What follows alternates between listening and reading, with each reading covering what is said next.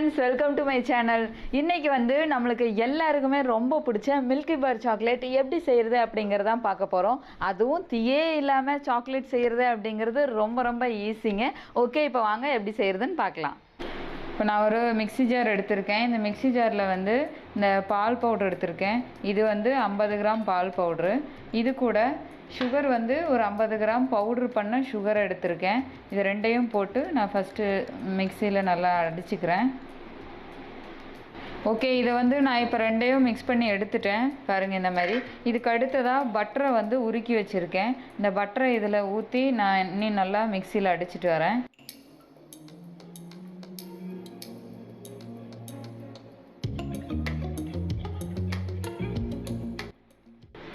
பாருங்கள், அடிச்சது இப்படி இருக்குது. இந்த மாதிரி இருந்தால் தான் இது வந்து நல்லா வரும். இது நல்லா இந்த மாதிரி வர்ற அளவுக்கு வந்து இந்த பட்டரை நம்ம வந்து ஊற்றி திருப்பி அடிச்சுக்கிட்டே இருக்கணும். நல்லா நைஸாக இந்த மாதிரி பருவத்துக்கு வரணும்.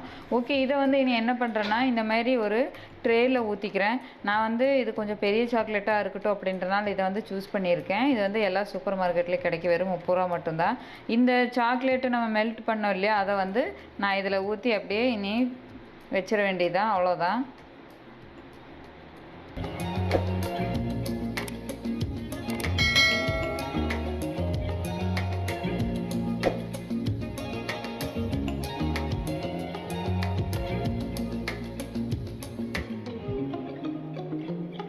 ஓகே, இதில் வந்து நான் ஊற்றிட்டு இந்த மாதிரி கொஞ்சம் டேப் பண்ணி விட்டு அப்போ தான் அந்த கேப்பில் எல்லாமே ஃபில் பண்ணி பபிள்ஸ் வராமல் இருக்கும் அப்படின்றனால இதை வந்து இனி ஃப்ரிட்ஜில் ஒரு 8 மணி நேரம் வச்சு எடுத்தேன்னா பெரிய சாக்லேட் ரெடி ஆயிடுச்சு.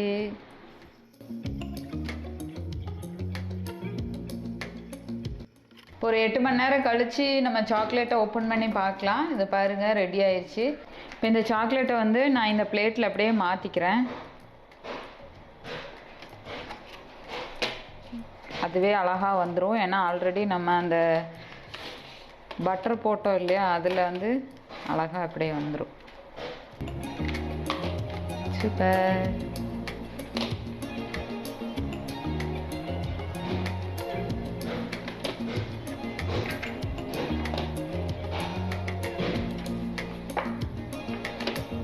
அவ்வளோதான், சாக்லேட் வந்து இப்போ ரெடி ஆயிடுச்சு. இந்த சாக்லேட் பாருங்கள் எப்படி இருக்குது அப்படின்னு. நல்லா இருக்குல்ல, பெரிய பீஸாக. நம்ம மில்கி பார் சாக்லேட் வந்து இப்போ ரெடி ஆயிடுச்சு. என்ன கடையில் வாங்கினது வந்து கொஞ்சம் பட்டையாக இருக்கும். இது வந்து நம்மளுக்கு நல்லா திக்னஸாகவும் இருக்குது, நல்லாவும் இருக்குது. இந்த மாதிரி நம்மளே வீட்டில் செஞ்சு சாப்பிடும்போது இன்னும் ரொம்ப டேஸ்ட்டாக இருக்கும். அவ்வளோதான், நம்மளோட மில்கி பார் ரெடி ஆயிடுச்சு.